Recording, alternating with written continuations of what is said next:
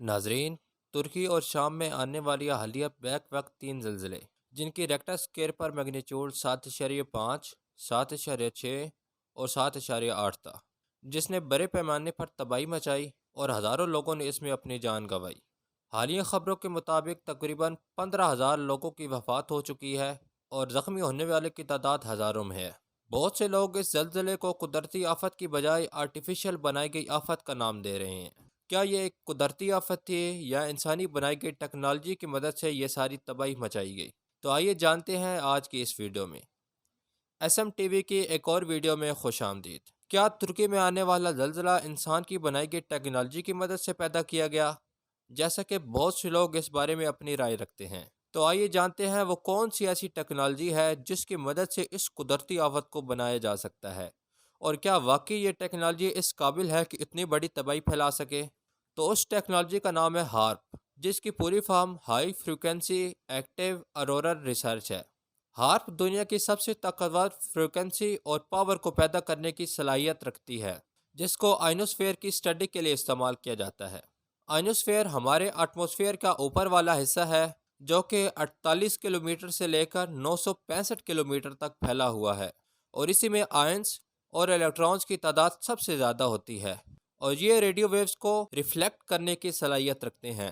HAARP کو 11 اگست 2015 میں U S air force نے الاسکا کی یونیورسٹی کے حوالے کیا تاکہ آئنوسفیئر کی مزید کھوج کی جا سکے۔ ہارپ کی ریڈیو ویوز الیکٹرانز کو ہیٹ کرتے ہیں، جس سے ان کی حرکت میں تبدیلی کی جا سکتی ہے۔ اس کی مدد سے سائنسدان الیکٹرانز کی ان تبدیلیوں کو اپنی مرضی سے کنٹرول کر سکتے ہیں۔ سائنس کے مطابق ہماری زمین 7 بڑی پلیٹوں سے مل کر بنی ہے، جنہیں مجموعی طور پر ٹیکٹونک پلیٹس کہتے ہیں۔ ان پلیٹس کی حرکت زلزلے کا سبب بنتی ہے۔ ہارپ کی مدد سے موسم کو تو کنٹرول کیا جا سکتا ہے، مگر بہت سے ماہرین اس بات کو تسلیم نہیں کرتے کہ ہارپ ٹیکنالوجی زلزلے کو پیدا کر سکتی ہے۔ تو لوگ کیوں ترکی کے زلزلے کو اس ٹیکنالوجی سے جوڑ رہے ہیں؟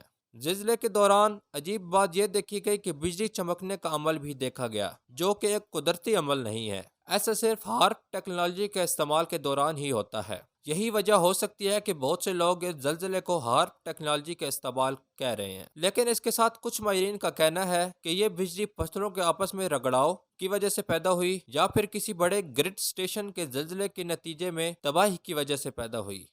ایسا پہلی دفعہ نہیں کہ ہارپ کو ان تمام آفات کا ذمہ دار ٹھہرایا گیا ہو۔ اس سے پہلے 2010 میں ہیٹی اور چلی میں آنے والے زلزلے کو بھی اسی کے نام لگایا گیا۔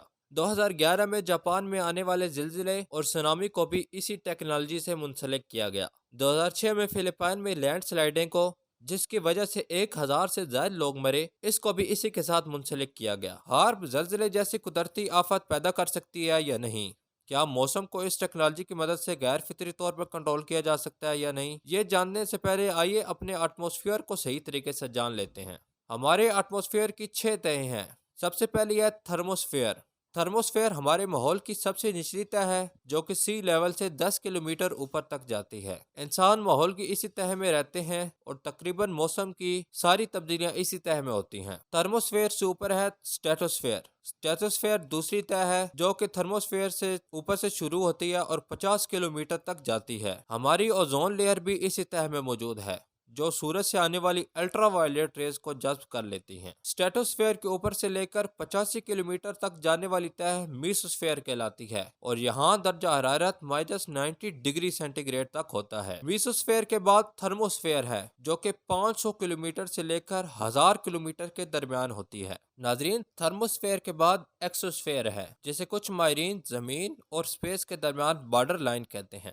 آئنوسفیئر ایک الگ تہ نہیں ہے، بلکہ میسوسفیئر سے تھرموسفیئر تک اس کے چھوٹے چھوٹے حصے ہیں، جہاں سورج سے آنے والی ریڈیشن اپنی طاقت کھو بیٹھتی ہیں اور الیکٹریکلی چارج الیکٹرانز آئنز کو پیدا کرتے ہیں۔ یہی وہ ماحول کے حصے ہیں جہاں ہارپ ٹیکنالوجی اپنا کام کرتی ہے۔ آئیے اب جانتے ہیں کہ ہارپ موسم کو کنٹرول کر سکتی ہے یا نہیں۔ سورج کی ریڈیشن سے پیدا ہونے والے آئنز اور ان آئنز کی وجہ سے پیدا ہونے والے آئنوسفیئر لیئر زمین کے موسم میں کوئی تبدیلی پیدا نہیں کرتی۔ یہ سارے الیکٹرو میگنیٹک ملاپ تقریباً زمین کی سطح سے 60 سے 80 کلومیٹر اوپر ہوتے ہیں اور یہ آئنوسفیئر طے مسلسل پیدا اور ختم ہوتی رہتی ہے۔ ہارپ سے پیدا ہونے والی فریکوینسی نہ تو ہمارے اسٹریٹوسفیئر اور نہ ہی تھرموسفیئر میں جذب ہوتی ہے، جبکہ ساری موسمی تبدیلیاں انہی دو تہ میں ہوتی ہیں۔ جب ہارپ کا ان دو تہ سے تعلق نہیں تو یہ موسم کو غیر فطری طور پر کنٹرول نہیں کر سکتا۔ ہارپ ٹیکنالوجی صرف ایک ریڈیو ٹرانسمیٹر ہے اور یہ الیکٹریکلی چارج اور کرنٹ کے ساتھ ملاپ کرتی ہے